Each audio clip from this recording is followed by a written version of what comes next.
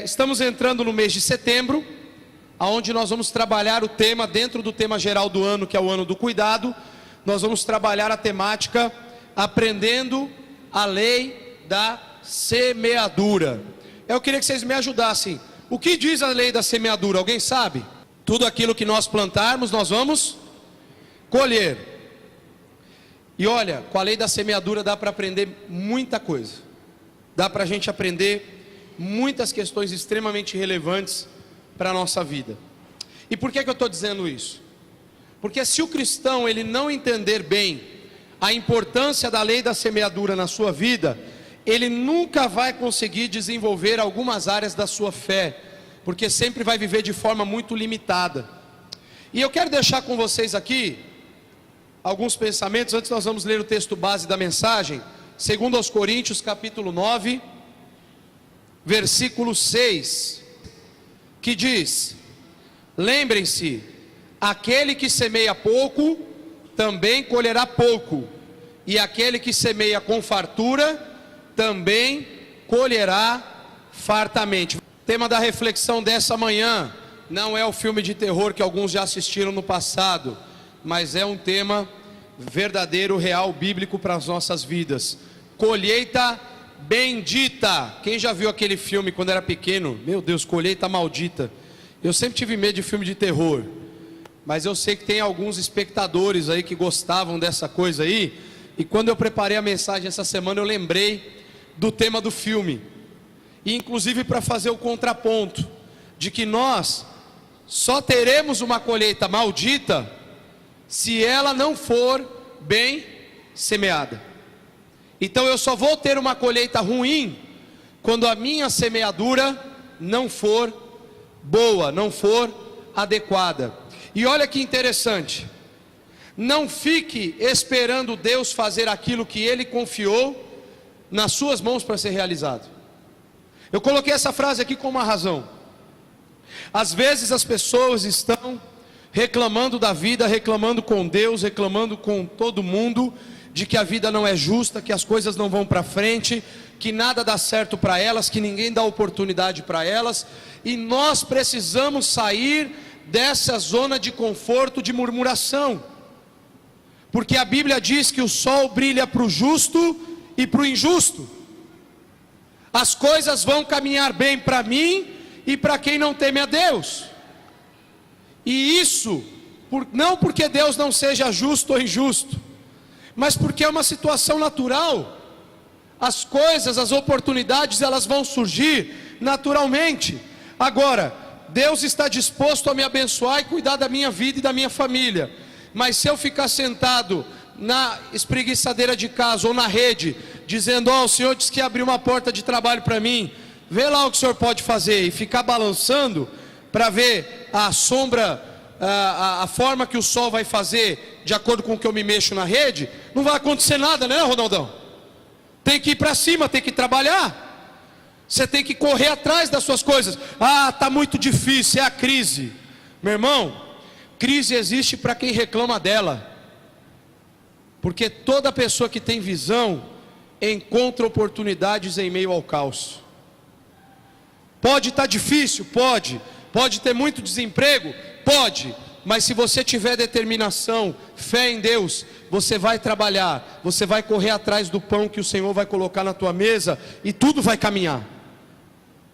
Mas uma das primeiras coisas que nós temos que entender sobre semeadura é que se eu semear reclamação, eu vou colher problema. Se eu semear murmuração, eu vou colher dificuldade. Agora começa a semear diferente. Começa a escolher melhor as sementes da sua vida, e você vai ver se a sua colheita também não vai vir na mesma proporção. Você pode pensar que eu vou falar sobre dinheiro aqui hoje, especificamente, e não é a minha temática. Aborda também, porque a vida do ser humano aborda em todas as áreas. Mas você vai perceber que a lei da semeadura, ela se desenvolve em várias áreas da nossa vida. E é importante que a gente tenha consciência disso. Eu peguei uma frase aqui de um escritor conhecido. Ele diz assim: não julgue cada dia pela colheita que você obtém, mas pelas sementes que você plantou. Às vezes, nós estamos olhando resultados, e na verdade nós temos que nos preocupar com a produção deles. Se eu não estou mudando a minha semeadura, tampouco mudarei a minha colheita. Eu só posso ter uma colheita diferente quando eu decido que as sementes que eu havia escolhido anteriormente não eram satisfatórias. Eu não posso continuar querendo plantar maçã, se na verdade eu estou querendo colher pêssego. É até uma incoerência, mas a gente precisa entender isso. A gente precisa sair da nossa zona de conforto, de ficar olhando para o céu e achar que Deus ama menos a gente do que aquele outro irmão. Deus ama todos indistintamente. Deus não faz acepção de pessoas. Deus não tem filhos prediletos. Deus ama a mim e a você da mesma forma, porque o amor de Deus não está condicionado à nossa existência, às nossas ações e aos nossos pensamentos. O amor de Deus, ele é conceitual. Deus amou o mundo de tal maneira que deu seu Filho. Ele amou o mundo, ele amou todas as pessoas. Ele não amou algumas pessoas para salvá-las e outras condená-las. Ele amou todas as pessoas. A salvação de Jesus Cristo foi enviada a todas as pessoas. Então o amor de Deus, ele não é separatista. O amor de Deus, ele não segrega. O amor de Deus, ele não divide. O amor de Deus, ele ajunta. E eu preciso entender isso, para muitas vezes não ficar dando a volta na mesma situação da minha vida, pensando que Deus não me ama e que ele não se importa comigo. Se você soubesse o quanto que Deus nos ama, como o amor de Deus é uma realidade tão presente para nós, mesmo em meio às adversidades que nós vivemos, talvez você olharia a vida de uma forma diferente. E eu quero deixar para você aqui, quem escreveu essa frase que eu citei foi o Robert Louis Stevenson, mas eu quero deixar para você aqui alguns componentes que geram uma grande colheita. Colheita bendita para mim é uma colheita abençoada, é um resultado que tem a bênção de Deus para mim. E aí tem um detalhe, a Bíblia diz que a bênção de Deus não acrescenta nenhuma dor. Se Deus está me abençoando, não tem dor no meio. Poderão existir dificuldades, problemas, adversidades, mas não dor, porque dor pressupõe medo, insegurança, incerteza. Dificuldade todo mundo enfrenta, problema todo mundo enfrenta, dor eu só deixo existir na minha vida se eu quiser. Eu não estou falando obviamente de você meter o pé na cadeira e o dedão ficar desse tamanho, vai doer, não é dessa dor que eu estou falando. Eu estou falando da dor da alma, daquela que nós nutrimos, porque a nossa alma, o nosso coração, ele é nutrido com aquilo que nós decidimos deixar entrar. Se eu quero que venham coisas de Deus para o meu coração, é isso que vai germinar, que vai brotar, que vai crescer dentro do meu coração. Agora, se eu começar a deixar outras coisas crescerem no meu coração, então não adianta eu esperar que o meu coração tenha um outro resultado, porque na realidade eu vou viver com as sementes que estão na minha vida. Então quais são esses componentes? Em primeiro lugar, para uma colheita bendita nós precisamos ter uma atitude propositiva. O que é isso? Alguém propositivo é algo ou alguém centrado sempre na construção de propostas que possam representar ganhos para a civilização, ou seja, para quem vive à sua volta. Alguém propositivo é alguém que não está preocupado com o seu próprio umbigo, mas que está buscando o bem-estar de todos aqueles que vivem à sua volta. Uma atitude propositiva é o oposto de uma atitude egoísta, egocêntrica, que só busca os seus próprios interesses. E aí quando você diz assim, nossa, mas o que é uma atitude propositiva? Eu me remeteria, talvez me daria o luxo de remeter a 1 Coríntios capítulo 13, que diz que o amor é sincero, não inveja, não mente, tudo suporta, tudo crê, tudo espera, é paciente. Uma atitude propositiva na minha visão é quando eu decido que aquilo que eu vou fazer não deve trazer apenas benefício para mim mesmo, mas a todas as pessoas que vivem à minha volta. E eu não estou falando apenas da minha esposa e dos meus filhos, eu estou falando de toda uma comunidade de pessoas que vivem em volta da minha casa, que convivem comigo na igreja, num ambiente de trabalho ou comercial. A minha atitude precisa trazer bônus, benefícios para todos que vivem à minha volta. Eu não posso só viver olhando para o meu próprio umbigo, porque pessoas egoístas podem correr mais rápido e podem, às vezes, aparentemente avançar mais do que outras, mas o egoísta cansa mais rápido. Você pode até sozinho correr mais rápido, né, Ezequias? Mas juntos nós somos mais fortes, e quando um cansa, o outro puxa o braço do outro e fala: vamos, dá para seguir em frente. Ter uma atitude propositiva na lei da semeadura. Paulo vai dizer no próprio texto base que nós lemos que aquele que semeia pouco, colhe pouco. Se a minha atitude for egoísta, eu estou semeando pouco. Se eu estou preocupado só fazer a minha parte no serviço, e o outro cara lá que veja o que ele quer fazer, problema dele, eu não tenho obrigação de ajudá-lo, eu estou sendo egoísta. Agora, quando eu já estou fazendo o meu serviço, eu estou fazendo a minha parte, e eu estou vendo que o meu colega de trabalho, mesmo que ele não goste de mim, mesmo que ele não se importe comigo, mesmo que ele nunca tenha feito nada que trouxesse benefício para mim, eu olho para a cara dele e eu digo o seguinte: eu sei fazer o que ele não está sabendo, eu vou dar uma força para ele. Eu vou tentar mudar o contexto e a realidade de vida dele, mesmo que ele nunca me responda à altura. Porque não importa o que nós esperamos das pessoas, o que importa é o que nós fazemos em benefício delas. E muitos cristãos estão vivendo frustrados, porque vivem muitas vezes atitudes egocêntricas. Muitas vezes você não está vivendo em benefício do teu próximo, e aí existe um grande problema, porque como eu citei o amor em 1 Coríntios 13, eu também preciso me remeter ao segundo grande mandamento, que Jesus disse: vocês deverão amar o seu próximo como a vocês mesmos. Quem é o meu próximo? Alguém perguntou para Jesus, e ele disse: certo homem estava de viagem, e ele foi assaltado e machucado, bateram nele, ele ficou caído como morto. Passou um sacerdote, andou de largo. Teoricamente ele tinha suas razões, porque parecia um cadáver e ele não queria se contaminar. Passou o levita e ele tinha muito mais o que fazer e também não queria se contaminar. E de repente passou um samaritano, alguém que supostamente não era digno de fazer coisas boas, que não era um judeu propriamente dito. Ele era tipo Net, então ele estava ali meio à escória da sociedade judaica.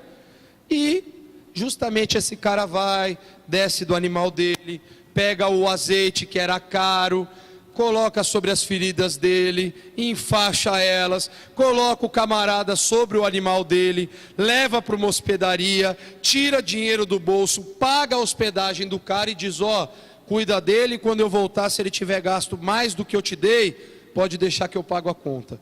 Ele não sabia nem o nome do cara. Para mim, o samaritano talvez seja um dos maiores exemplos, humanamente falando, de uma atitude propositiva, de alguém que não está buscando apenas o seu benefício próprio. Talvez ele estava de viagem, ocupado, tinha que seguir o seu rumo, chegar em casa. Aí, de repente, ele olha o cara caído lá e diz: bom, será que eu vou ser mais um na multidão, ou eu vou tentar fazer alguma coisa por ele? Será que se importar vale a pena? E o tema da nossa campanha de missões é exatamente essa ideia, da nossa convenção, que a gente se importa, que a gente não se conforma como o mundo está indo, como as dificuldades vêm, mas que a gente de fato se importa com a realidade alheia, e isso precisa gerar em nós uma atitude propositiva. Vou falar aqui um outro texto, Eclesiastes 11:4. Tome muito cuidado, para que ao invés de uma atitude propositiva, você não caia desse outro lado aqui que a Bíblia relata. Eclesiastes 11:4, quem observa o vento não... Está aí já, ó. Quem observa o vento não... E quem olha para as nuvens não... Quando você está preocupado em olhar para o lugar errado, você nunca faz aquilo que você deveria fazer. Você não planta, você não colhe, você não se desenvolve, sua vida não segue para frente. Quem vive muito preso ao passado, quem vive muito preso a problemas, ou a angústias, ou a dores, ofensas, seja o que for, você vive remoendo aquilo, e você não se dispõe a viver algo novo. Então você fica olhando para o vento, para as nuvens, para o sol demais, para a chuva. Ah, mas não dá, mas é difícil, mas é complicado. Querido, você precisa seguir em frente. Você precisa ter um alvo E esse alvo é muito claro para cada um de nós. Nós temos que ter os nossos olhos fitos em Jesus, que é o autor e o consumador da nossa fé. Existe um alvo, eu tenho direção para olhar, então eu não posso ficar olhando para o vento, eu não posso olhar para os problemas. E isso foi o que fez Pedro afundar quando ele estava andando sobre as águas. Tendo olhado para os ventos e para as ondas, teve dúvida no seu coração, teve medo e começou a afundar. Nós não podemos olhar para a direção errada. Aquele que tem atitude propositiva, tem foco, olha para a direção certa, sabe para onde vai, sabe em quem confia, sabe em quem está a sua confiança, e diz como Jó: eu sei que o meu Redentor vive e que em breve ele virá nos buscar. Quando eu tenho uma noção clara de quem é o meu Deus, de quem é o Senhor que eu sirvo, todas as outras situações passam a ser secundárias, porque as minhas ações vão estar pautadas no amor que eu recebi de Deus e que hoje eu tento devolver a Deus de alguma forma, e não baseado no que as pessoas estão fazendo ou deixando de fazer para mim. Segundo componente que gera uma grande colheita, já falei sobre isso antes, mas volto a dizer: alegria conceitual e não circunstancial. O mundo vive de circunstância. Infelizmente, boa parte do povo cristão evangélico brasileiro e mundial vive hoje de circunstância. Se a igreja está cheia, Deus está abençoando a igreja. Se a igreja está vazia, Deus não está com aquele pastor. Se aquele cara é profeta e entrega mantos e tal e sei lá mais o que, o cara é usado por Deus. Se o cara não faz isso, Deus não está usando ele. Se supostamente estão tendo milhares de curas naquela igreja, então aquela igreja é boa. Se ninguém supostamente está sendo curado na outra igreja, aquela igreja não é boa. Isso é falácia, isso é conversa de comadre, isso não tem amparo bíblico e nunca teve. E nunca vai ter, porque a Bíblia não muda. Mas a sociedade atual, ela é circunstancial. Ela pauta os acontecimentos e julga de acordo com a capa que ela vê. Ali está bom porque ali está bombando. Meu irmão, igreja não tem que bombar, igreja tem que ter gente arrependida. Igreja não tem que viver de festa oba-oba, ela tem que fazer festa por propósitos, como estamos fazendo, que é para juntar o dinheiro e dar para missões. Não é porque o povo vai ficar feliz, o povo tem que ser feliz, porque Jesus um dia veio a esse mundo, morreu na cruz e ressuscitou ao terceiro dia por mim e por você. Essa precisa ser a verdadeira razão da minha felicidade. Então eu não devo ser feliz porque eu tenho um carro bom ou ruim. Eu não devo ser feliz porque eu tenho um bom ou mau emprego. Eu não tenho que ser feliz porque eu ganho muito ou ganho pouco. Eu tenho que ser feliz porque Jesus mora no meu coração, porque Ele me ama e porque Ele perdoou todos os meus pecados. E eu, em Jesus, vou para o céu quando eu morrer. Essa deve ser a verdadeira razão da minha felicidade. Só que quando nós não temos isso, nós vivemos em fase de letargia espiritual, ficamos ali letárgicos, quase que mortos ali, em coma, porque pensamos que o mundo é injusto. Eu estou com uma dor na minha perna, Deus, por que você não me cura? Meu irmão, agradeça a Deus que você tem perna ainda para sentir dor. Quanta gente gostaria de ter essa perna que você tem? Mas a minha cabeça dói. Mas você pensa. Quanta gente está numa cama aí que não consegue raciocinar, vive vegetando. Mas a minha casa é muito ruim. Mas você tem uma casa. Quanta gente não tem casa? Eu desço toda semana na curva aqui para vir para a igreja. E na esquina ali tem uma casa. E eu vejo que tem ali como se fosse um puxadinho de tecido e um papelão. Alguém provavelmente invadiu ali e mora ali.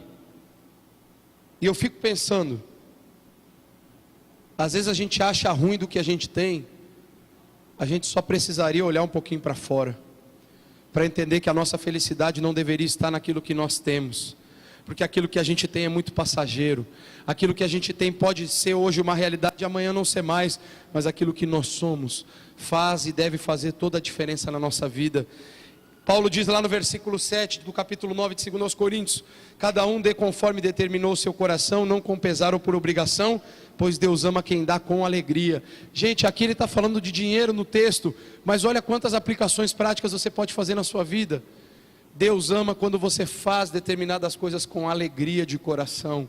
Se você vem na igreja servir, se você vem num culto aqui para cultuar a Deus por obrigação, olha, escute o meu conselho, mude o seu coração ou não venha mais, porque você está perdendo o seu tempo de vida que é curto. Eu não estou incentivando você a viver no pecado, mas eu só estou dizendo para você ser realista com você mesmo.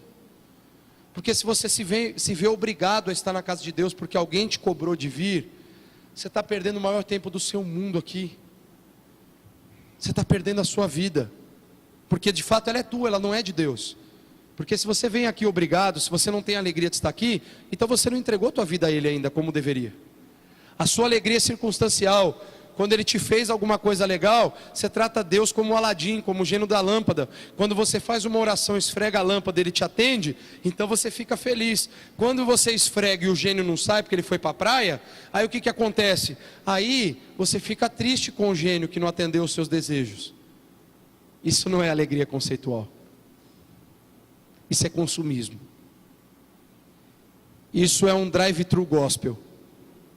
Já tem até isso por aí, infelizmente, drive-thru de oração e não sei o que tem mais. Isso é patifaria, isso é palhaçada, isso não é Bíblia, isso não é de Deus. Porque Deus não quer que você passe no tempo que te sobra para falar com Ele. Deus quer que você separe do tempo que Ele te deu de vida para chegar e falar assim: Senhor, a gente precisa bater um papo, a gente precisa conversar. Só que a gente vive tão atribulado, eu preciso trabalhar, ganhar dinheiro, eu preciso fazer tanta coisa, e às vezes você está tão desfocado que a tua alegria já não é mais conceitual, e sequer alegria talvez você tenha, porque você só está correndo por conta das coisas que você mesmo colocou diante da sua vida. Você está trabalhando tanto e você talvez nem sabe mais pelo que você está trabalhando. Você está estudando tanto e você nem sabe mais por que você está estudando. Se você sabe a razão da qual você está fazendo determinadas coisas, siga em frente, porque você está focado. Se você não sabe, para e faça uma reflexão urgente, porque talvez a sua alegria já esteja contaminada. Uma alegria que nunca deve sair do nosso coração, jamais. O termo alegria aqui nesse texto, ele está no grego, no sentido de hilaridade, ou seja, que sugere um espírito de real prazer, que faz a pessoa nem caber dentro de si mesmo.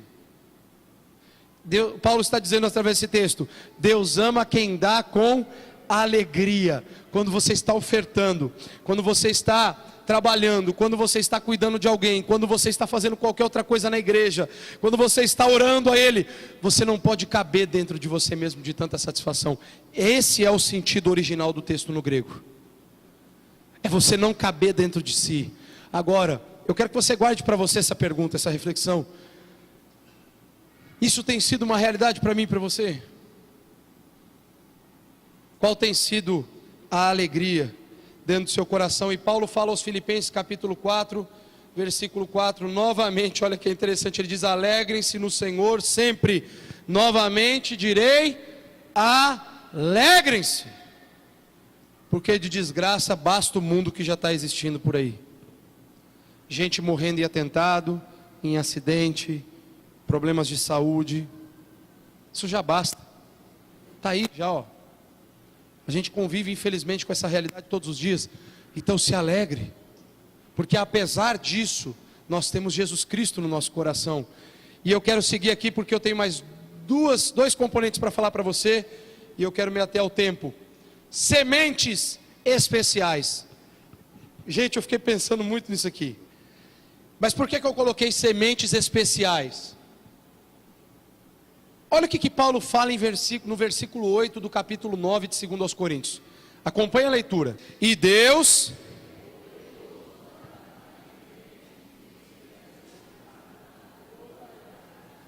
para que em todas as coisas, em todo o tempo...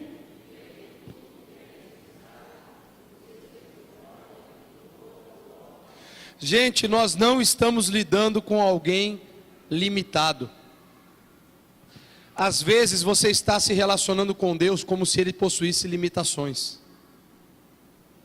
Olha que interessante, a Bíblia diz aqui para nós que Deus é poderoso para fazer que lhe seja acrescentada toda a graça, agora aqui Deus se tornando pleno no sentido do texto, para que em todas as coisas, em todo o tempo, tendo tudo o que é necessário, vocês transbordem em toda boa obra. Olha como Paulo enfatiza a plenitude de Deus em todas as circunstâncias.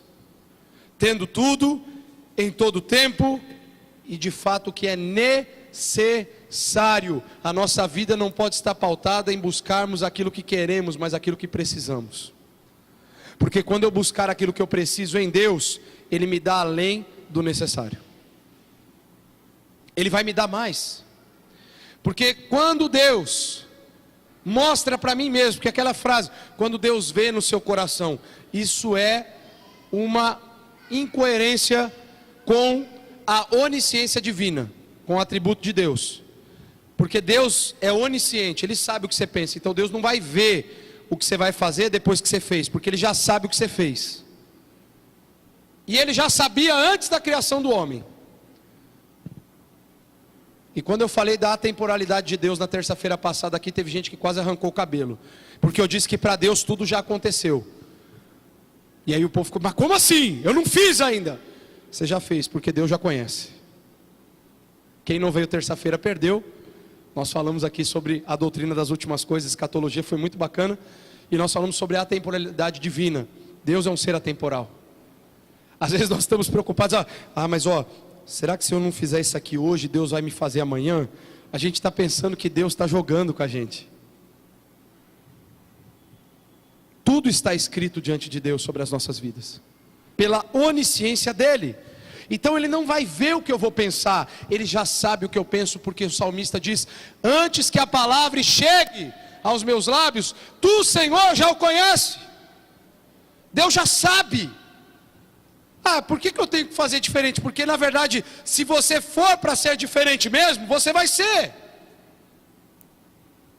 Você não pode se condicionar a ser alguém porque você está esperando que Deus te dê algo em troca. Isso se chama barganha. Isso não é vida com Deus. Se chama barganha. Agora, a sua atitude, ela precisa ser condicionada ao quê? Senhor, eu tenho as melhores sementes, porque o Senhor é o Senhor da minha vida. Eu sou templo do Teu Espírito Santo. Eu conheço a Tua palavra. Eu tenho todas as condições necessárias reunidas em mim, por Tua causa, para realizar plantios extraordinários. Eu posso me tornar o melhor funcionário da empresa, porque eu Te sirvo. Eu posso me tornar o melhor membro da minha família, porque eu Te sirvo. Eu posso me tornar o melhor membro da igreja. Aqui nós não estamos quantificando, mas no sentido de intenção, de ação, porque eu Te sirvo, porque eu dependo de Ti, porque a minha vida está nas Tuas mãos, porque o Teu coração está pulsando o meu coração. Ter as sementes especiais significa que você já sabe de que bolsa que você tem que pegar a semente para colher, não são das suas. Porque os sonhos deles são maiores do que os nossos, os caminhos deles são maiores do que os nossos, porque os meus pensamentos não são os pensamentos de vós, diz o Senhor, e nem os meus caminhos os vossos caminhos. Porque assim como os vossos caminhos, assim como o céu está distante da terra, assim os meus pensamentos estão distantes dos teus pensamentos. Isaías 55, do 8 em diante. É isso que a palavra de Deus diz. Então o que Deus pensa e o que a gente pensa é o oposto. Agora, quando eu decido que o que Deus pensa é relevante, importante e fundamental para a minha vida, então Deus coloca a bolsa dele de sementes no meu lado e Ele diz, pode pegar daqui, porque o que você jogar daqui vai ter uma colheita extraordinária. O que você semear na sua vida, nos teus estudos. Eu fico pensando, cristãos que se contentam com a mediocridade. Você quer andar na média, você não quer ser o melhor aluno, você só quer passar de ano, você só quer cumprir a tua hora de trabalho. Isso é ser medíocre, é viver na média. Enquanto que você pode estar acima da média, não no sentido de ser melhor, mas no sentido de fazer o melhor. O mundo diz que acima da média é quem é melhor, no sentido assim, eu sou, tá vendo? Acima da média para mim é quem busca, quem luta, quem é honesto, quem é verdadeiro, quem é justo, quem busca qualificação em todas as áreas para dizer assim: eu estou fazendo o melhor porque eu sirvo ao Senhor e para Ele nada pode ser mal feito. Mas eu estou no meu trabalho, não é para Deus. Você é crente, você é templo do Espírito Santo, as suas ações refletem a tua fé no teu ambiente de trabalho. E se você não for o melhor lá, vão dizer assim que Deus é esse que não muda a vida daquele cabra lá. Vive de atestado, vive mentindo, vive matando hora, vive dando problema. O teu superior tem que olhar para você e falar assim: ó, eu queria que todos os funcionários dessa empresa seguissem o padrão de exemplo que essa pessoa está seguindo. Que o professor lá da tua escola, da tua faculdade, olhasse para você e falasse assim: eu gostaria que todos os meus alunos fossem como você. Gente, isso aqui não é utopia não. Isso aqui é compreensão. Se você entender quem você precisa se tornar em Cristo, as coisas mudam. Agora, olha o que diz a palavra de Deus em 1 Crônicas, capítulo 29, do 14 ao 16. Aqui já vai ser a palavra de oferta, tá? Vocês vão entender por quê. Mas quem sou eu? E quem é o meu povo para que pudéssemos contribuir tão generosamente como fizemos? Tudo vem de ti, e nós apenas te demos o que vem das tuas mãos. Diante de ti somos estrangeiros e forasteiros, como os nossos antepassados. Os nossos dias na terra são como uma sombra, sem esperança. Ó Senhor nosso Deus, toda essa riqueza que oferecemos para construir um templo em honra ao teu santo nome, vem das tuas mãos, e toda ela pertence a ti. Aqui nós estamos falando do absoluto senhorio de Deus sobre todas as coisas. Aquilo que está na minha conta bancária é dele, porque Ele me deu a vida, Ele me deu o trabalho, Ele me deu condições de servi-lo. E Ele não está dizendo: pega tudo que está na sua conta e dê na igreja. Deus nunca disse isso. Mas Ele está falando o seguinte: Rubinho, esteja disposto a, se eu te pedir, obedeça. A questão não é o que você vai fazer, é o que você está disposto a fazer. E como Deus conhece o teu coração, Ele sabe o que você está ou não disposto a fazer. Você precisa confiar no Senhor. Você precisa entender que o Senhor é dono de tudo. E esses medos e temores que muitas vezes você tem, de ter sementes especiais, de se tornar alguém diferenciado, é porque talvez o teu foco esteja em você mesmo. O grande desafio para mim e para você hoje, é que nós precisamos parar de olhar para o nosso espelho pessoal e começarmos a olhar no reflexo de Cristo, quando nós entendermos que precisamos olhar no espelho da vida. Eu não posso olhar para mim mesmo. Quando eu olho para mim mesmo, eu vejo limitações, medos, frustrações, problemas. Quando eu olho para o espelho da minha vida, buscando o reflexo do Cristo, eu não estou enxergando a minha pequenez, as minhas limitações, mas eu estou olhando para aquele que é Senhor, Criador de todas as coisas, dono de tudo. E se a minha vida é dele, depende dele, a única coisa que eu preciso fazer é dizer: Senhor, eu me coloco nas tuas mãos e entrego tudo que eu sou, tudo que eu tenho diante do teu altar. Fica à tua disposição, o que o Senhor quiser fazer está bem feito. Essa entrega é a que verdadeiramente nós precisamos ter diante do Senhor. Não damos propriamente daquilo que é nosso, mas sim daquilo que Deus tem nos dado, sendo Ele dono de todas as coisas. E esse é um grande engano. Eu dei a minha oferta, ela está no seu bolso, mas ela nunca foi sua. Eu dei o meu dízimo, não, você devolveu daquilo que nunca foi teu, mas que o Senhor concedeu para você, para que você possa viver. Gente, é uma coisa tão simples. Para mim sempre foi. Desde que eu aceitei Jesus, eu nunca tive dificuldade com isso. Porque Jesus me tirou do inferno, Ele me deu o céu, Ele me deu o maior presente que nessa vida eu jamais conseguiria pagar para Ele. Então, meu querido, não fique preocupado com o que vai ser das tuas finanças. Porque se as suas sementes não são especiais, se no teu trabalho você não escolhe as melhores ações, a sua colheita vai ser complicada. Por último, eu quero concluir. O último componente de uma colheita bendita: gratidão constante. Tenho observado nesses últimos anos uma geração de pessoas, tanto dentro ou fora da igreja, extremamente ingratas, chateadas, frustradas. Eu não sei o que está acontecendo, minha gente. Eu não sei o que está pegando, como diz o pessoal. Como o povo está ingrato. Nada está bom. Nada está legal. Tudo está sempre difícil. Mas a Bíblia diz que nós devemos ser gratos.